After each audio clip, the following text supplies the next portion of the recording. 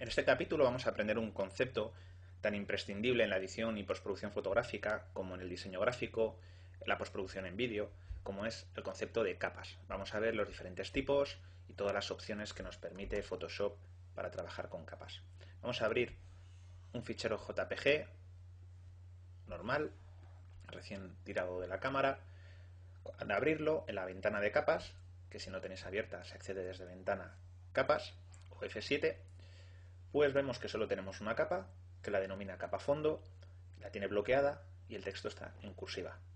Nosotros ahora mismo, si queremos por ejemplo borrar parte de la imagen, elegimos la herramienta de la goma de borrar, la tecla es la E, pues fijaros que al borrar lo que tenemos por detrás son píxeles, es información blanco. Nosotros no podemos llegar a lo que tenemos detrás. Voy a dar control Z para deshacer. La forma de convertir una capa fondo en una capa normal es tan sencillo como hacer doble clic encima de la capa, nos va a decir nueva capa y el nombre, por ejemplo edificio, y ahora mismo si borramos vemos que tenemos información transparente. Todos estos cuadraditos grises y blancos no significan que tenemos detrás esa información, sino que es transparente, o sea, invisible.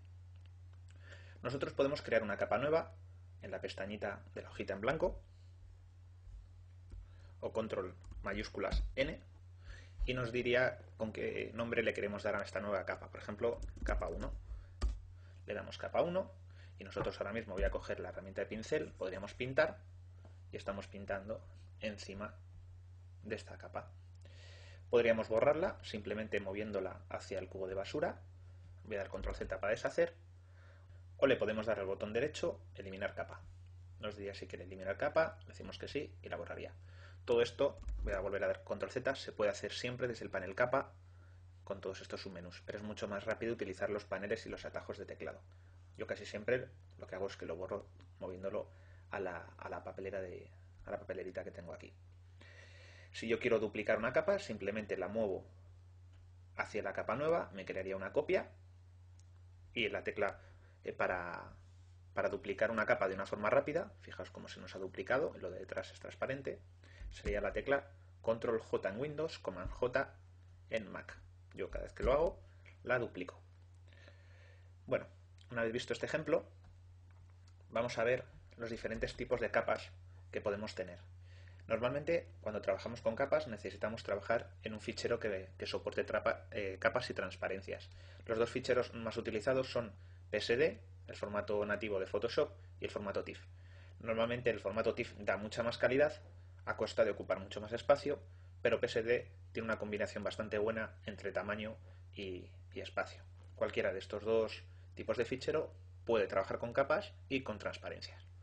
Fijaros, esa imagen la he transformado un poquito, le he añadido estas nubes, le he añadido esta bruma y le he metido una especie de degradado a negro. Pues fijaros que estos son los distintos tipos de capas. La capa fondo que hemos visto, una capa normal que es la capa de nube, fijaos como los píxeles blancos transparentes, blancos y grises, y aquí tenemos la miniatura de la nube. Luego tenemos la bruma que he creado aquí como objeto inteligente, que veremos en el capítulo de capas avanzado.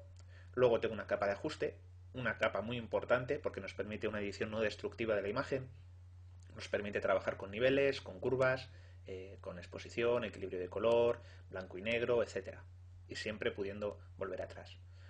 También tenemos una capa de relleno de degradado que nos hace del blanco al negro, fijaos que nos ha degradado aquí al negro, etcétera. Yo voy a poder agregar capas que me permitan trabajar con la imagen de una forma no destructiva y que puedo editar individualmente capa a capa. Vamos a abrir este fichero, formas.tif. Como os he dicho, podemos trabajar con el formato TIFF con capas y con transparencia. Si os fijáis, hay dos cuadrados de diferente tono, dos círculos y una sonrisa. Bueno, fijaos aquí como les he nombrado, círculo 1, círculo 2, cuadrado 1, cuadrado 2, y la sonrisa que no tiene nombre se la voy a poner haciendo clic encima de la palabra. Si hacéis clic encima de cualquier lugar de la imagen os va a abrir esa ventana de opciones, pero si hacéis clic encima de la palabra le podemos cambiar el nombre, por ejemplo, sonrisa. Es importante que les pongáis nombres que os recuerden a lo que es la capa, porque tendréis en ciertas ocasiones que recurrir a capas en las que casi no hay información. Yo si elijo la herramienta mover y tengo la herramienta la opción de seleccionar automáticamente. Cada vez que haga clic encima de uno de estos objetos, en su parte sólida, mover este objeto. Si no tengo seleccionado el seleccionar automáticamente, yo moveré solo la capa en donde esté. Al hacer clic en cualquier sitio, solo muevo la capa donde esté. Entonces, si tenemos ejemplos como este, es muy fácil poder moverlos al darle a seleccionar automáticamente. Voy a juntar los ojos para que veáis otra cosa. El orden importa.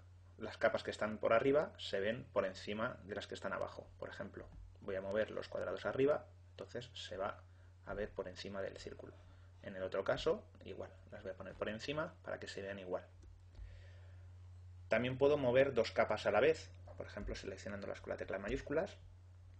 Hago clic aquí en la opción de enlazar. Entonces, ahora mismo, cada vez que mueva cualquiera de estas dos capas, se mueven en conjunto. Otra forma que tengo es seleccionando, por ejemplo, los dos círculos y le doy a la tecla Command G en Mac, Control G en Windows. Me crea un grupo que es como un directorio en Windows. Imaginaros las capas como si fueran ficheros y los grupos como si fueran directorios. Entonces yo ahora, cuando muevo, solo muevo una capa.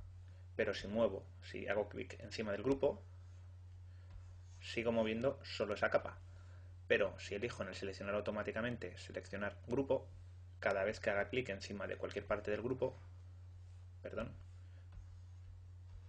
movería las dos imágenes, tanto si selecciono el grupo como una de las capas que están en el grupo.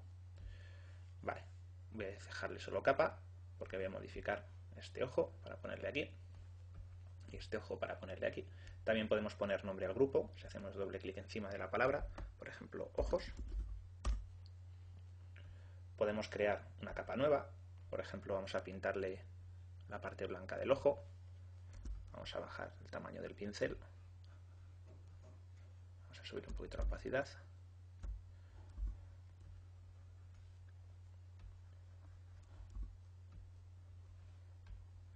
Y ahora mismo le he pintado lo que son las pupilas. Le voy a cambiar el nombre, le voy a poner, por ejemplo, pupilas.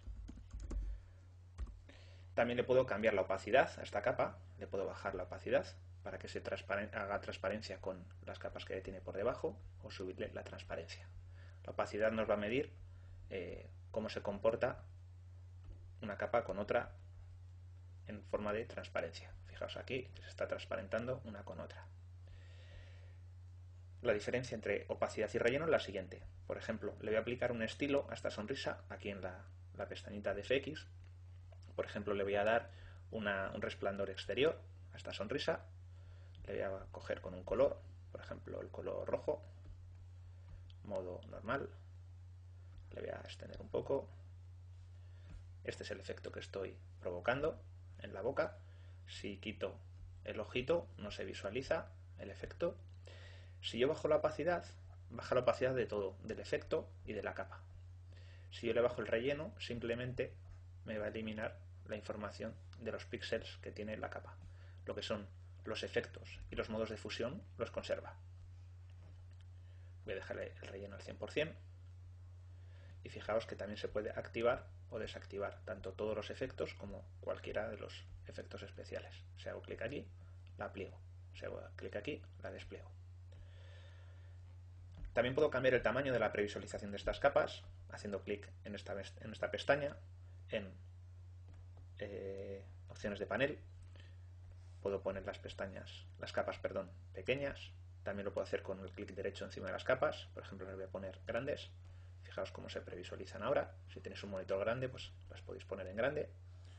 También podéis hacer otra cosa, que es el contenido de la miniatura, ajustarle a los límites de la capa. Entonces, si os dais cuenta, se previsualiza toda la zona máxima sin contar con el espacio perdido. No os recomiendo trabajar con este modo porque no es muy útil, por lo menos para mí. Siempre trabajo con todo el documento que me permite saber en cualquier momento el efecto real. ¿Vale? Vamos a abrir otro ejemplo, un ejemplo muy completo en el que vais a ver diversas capas en funcionamiento y que os va a permitir haceros una idea de cómo podéis manipular una imagen o retocarla. tenemos esta fotografía. Fijaos que el fondo es esta fotografía, no se visualiza ninguna de las capas